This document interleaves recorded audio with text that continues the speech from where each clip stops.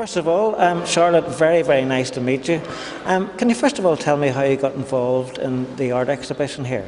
Well, I got involved with the MAC and giving the prize of the MAC International Arts Prize because I know a couple of folk from Northern Ireland who have now moved over to Cardiff, and specifically a lady who used to work here at the MAC who's now moved over to Cardiff, and we've become great friends.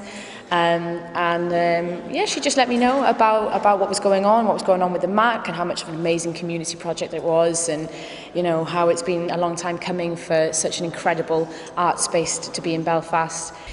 I think it's some really powerful and incredible work. I mean, to be honest, like, I don't know, sometimes I feel like a Philistine with, you know, lots of things in the arts where I'm just like, I don't really know that much about visual arts or, you know, that sort of stuff. But I think the purpose of exhibitions like this and the purpose of a prize like this, especially as it's an international prize, is that, you know, art isn't to be necessarily preached about, it's to be viewed, and you can take from it and understand of it what you will. It's not a test, or, you know, it's not showing your intellect or whatever. And I think often sometimes art in different forms can get quite elitist like that.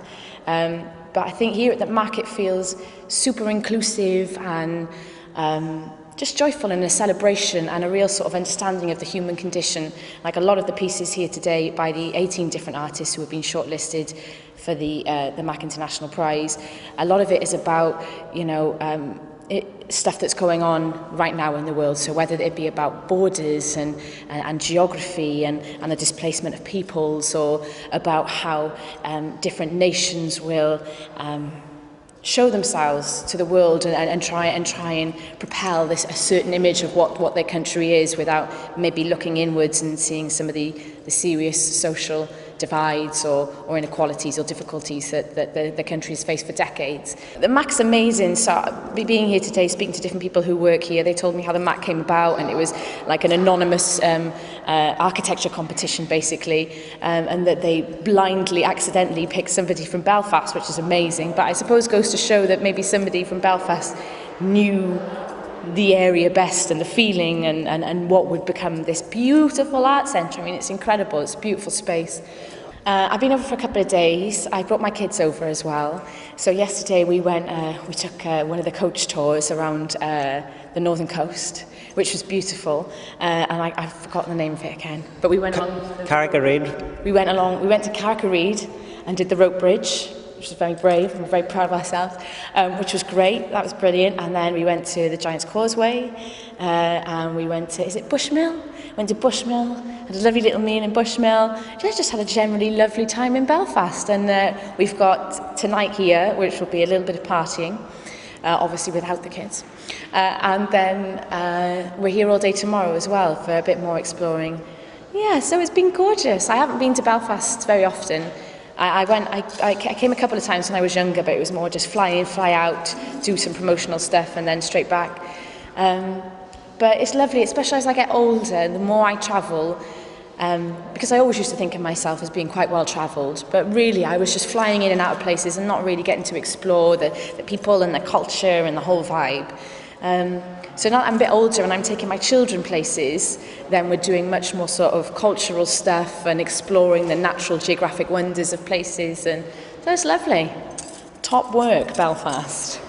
Well, I mean, generally, through my career in general, but also because of the way the arts are going, I feel like you have to move laterally. You have to be able to adapt and be able to find new artistic ways of collaborating and I suppose integrating different art forms as well. So what I want to do more and more, I'm going to make an album next year, but I don't want it just to be like an album. I'd like to collaborate with as many different people from as many different arts disciplines as I possibly can.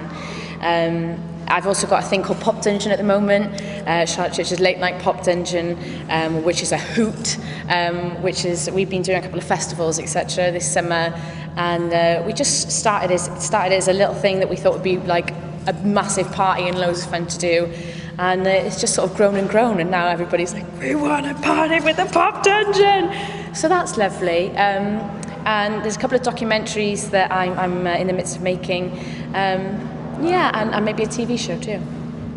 plenty going on anyway. Yeah. Well, listen, lovely to chat to you, and I hope you have a lovely time here in Belfast in Northern Ireland, and come back and see us again soon. Will do. Thank you, Gary. We're delighted in the MAC to be hosting the second ever MAC International, and tonight we're going to launch the exhibition and also announce the winner of the Ulster Bank MAC International Prize, which is a £20,000 cash prize for the artist who's judged to have made an outstanding contribution to the exhibition. It's so important for us in Belfast and Northern Ireland to be connected internationally with what's going on in the rest of the world, and so it's a huge success for us in the MAC to have received entries from 40 countries, 1,000 entries from artists from all over the world. The MAC is many things to many people, and there are lots of things you can do in the MAC, and from now until the 19th of February everybody is welcome to come into our galleries to see the work of artists whom you otherwise wouldn't really get to see in Northern Ireland. It doesn't cost anything to come into the MAC galleries, and we promise that when you come in you'll get to see work of the highest standard by artists who are exploring some really interesting themes that are really relevant.